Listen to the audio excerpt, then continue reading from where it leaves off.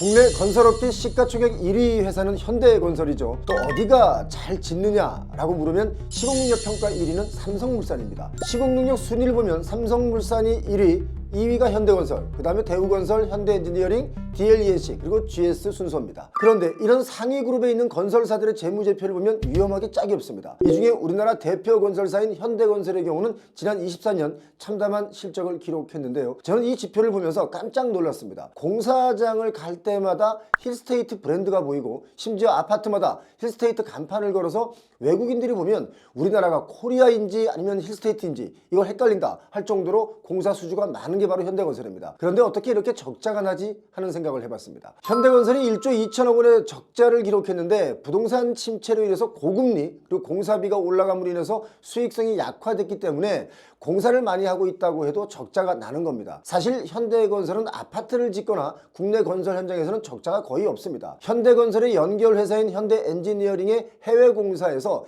일회성 비용이 나가면서 1조 이상의 영업 적자를 기록했는데 국내에서 벌어서 해외에서 까먹은 경우입니다. 그래도 현대건설은 해외에서 그동안 외화를 많이 벌어왔죠. 힘을 내시기 바랍니다. 다른 건설사들의 재무제표를 보면 24년 3분기 기준에 부채 비율이 믿어지지 않을 정도로 많습니다. 삼부토군은 838%, 금호건설이 640%, 한화가 611%, 이수건설은 817%, 한양산업개발이 23년 말 기준으로 보니까 부채 비율이 820%입니다. 이 정도 부채면 폭탄을 껴안고 있다 이렇게 봐야 됩니다. 부채 비율이 800%가 넘는 곳이 세 군데가 있죠. 삼부토군, 이수, 그리고 한양 이렇게 세 군데입니다. 시공능력 100위권 중에 32곳의 회사가 부채 비율이 200%가 넘습니다. 이렇게 돈줄이 마르면 어디 한 군데서 삐끗하기만 하면 그냥 속절없이 연쇄적으로 무너질 수 있다. 이것이 문제겠죠. 보통 시공사들은 공사 진행률에 따라서 수익을 산정하게 되는데 공사를 완료하고도 악성 미분양이 남아있기 때문에 돈을 받지 못해서 미수금이 증가하고 있는 겁니다. 건설사들을 보면 그나마 모기업이 있는 기업들은 자금을 지원해 줄 경우에 사정이 좀 나은 편이죠. 롯데건설이 그렇습니다. 24년 1분기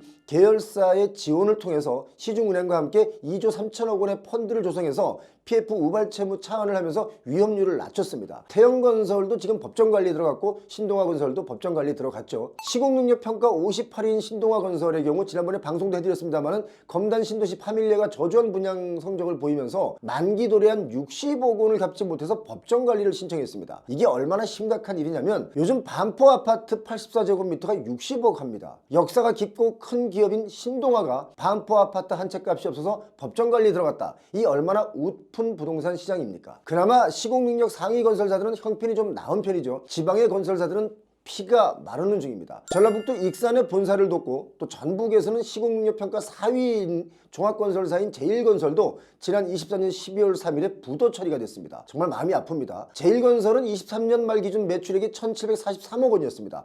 꽤 많죠. 그런데 결국 미분양 문제로 일이 벌어졌는데 이로 인해서 제일건설의 협력업체 한 100여 곳이 200억 원대의 피해가 발생했습니다. 피해를 입은 업체들을 보면 골조, 용역 이런 부분이기 때문에 연쇄적으로 어려움을 겪고 있는 겁니다. 경남의 시공능력 2위 업체인 대저건설마저도 지금 법정관리를 신청했습니다. 이 정도로 지방은 지금 어렵습니다. 상황이 이렇다 보니까 지금 문제가 발생하고 있죠. 바로 공급이 문제입니다.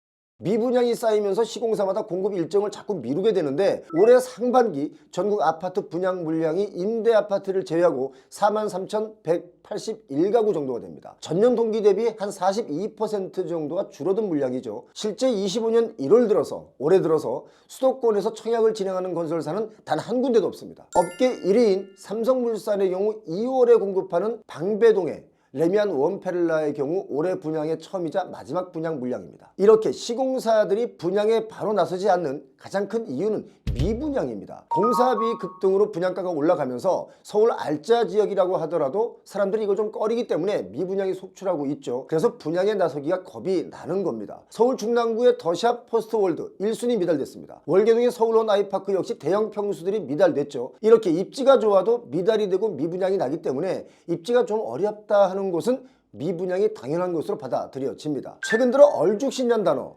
쑥 들어갔습니다. 얼죽신. 새 아파트 좋은 건 알겠는데 비싸도 너무 비싸니까 웬만하면 다들 포기하는 겁니다. 그리고 새 아파트 분양을 받더라도 기존의 아파트가 팔려야 이게 뭔가 움직일 수 있는 꿈을 꾸는데 기존의 아파트 역시 팔리지 않고 있기 때문에 이대로 좀 더 시간이 흐르게 되면 아파트 시장에 패닉이 올 수도 있습니다. 새 아파트에 입주하시려는 분들은 기존의 아파트를 급매로 내놓을 수밖에 없겠죠. 그럼 기존의 아파트들은 가격이 더 하락할 수 있습니다. 미분양이 많이 나고 분양이 지연되는 일들, 이게 결국 기존 아파트 매수 매도의 선순환이 이루어지지 않기 때문입니다. 기존 아파트의 매매가 이루어지지 않는 이유 역시 대출로만 감당하기 어려운 비싼 가격이기 때문에 거래가 안 되는 거죠. 자, 어떤 분들은 얘기를 합니다. 대출 규제 풀어줘야 아파트 매매가 된다라고요. 이게 맞는 말입니다. 그렇지만 대출로 계속 아파트 값을 끌어올리면 나중에 그 폭탄은 누가 받아줍니까? 나중에 누군가는 그 폭탄을 받아줘야 끝나는 부동산 시장인데 부동산의 진짜 전문가분들은 그런 이유로 대출을 풀어줘야 한다 이런 이야기 잘 안 합니다. 지금 미분양, 이 분양물 적체로 인해서 새 아파트 분양이 계속 지연이 발생하고 있는데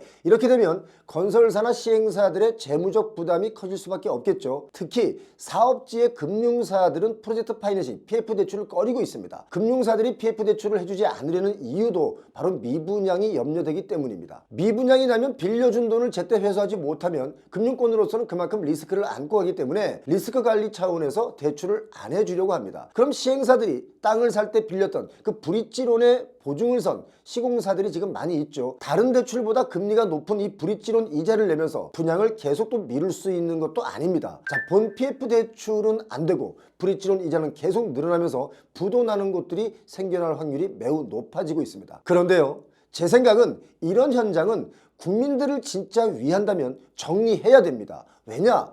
브릿지론의 이자, 또 본 PF의 이자, 이게 시간이 늘어나면 늘어날수록 이걸 다 누군가는 물어내야 끝납니다. 누가 물어내는지 아십니까? 바로 수분양자분들이 떠안는 빚이 됩니다. 그런데 빨리 정리를 하면 또 다른 시행사가 이 땅을 좀 저렴하게 살 수 있고 저렴하게 사면 분양가 역시 낮아지는 법인데 문제는 이걸 계속 살려두고 간다는 게 문제에 문제를 만드는 것에 반복이 되고 있는 겁니다. 제 말에 여러분 동의하십니까? 동의하든 동의하지 않으시든 엄연한 사실입니다. 아마도 올해는 부동산 시장의 사직생의 시간이 될 거라고 봅니다. 이게 무슨 말이냐면 살아남으려고 미분양을 걱정하면서 사업 진행을 계속 미루면 브릿지론의 과도한 이자로 인해 부도나는 현장이 많아질 수밖에 없습니다. 시행사가 부도가 나면 이걸 건설사가 채무 인수를 통해서 채무 상환에 대한 책임을 부담하게 되는 곳이 있는데 이렇게 되면 유동성 부정 문제에 직면한 건설사들이 연쇄 부도가 날 수 있다. 그 해가 올해가 될 수 있습니다. 제가 아는 어떤 개발 예정지의 땅은 5천억을 주고 샀는데요. 지금 이자가 붙어서 7천억이 됐습니다. 이러니까 분양가가 올라가지 않을 수가 없는 거죠.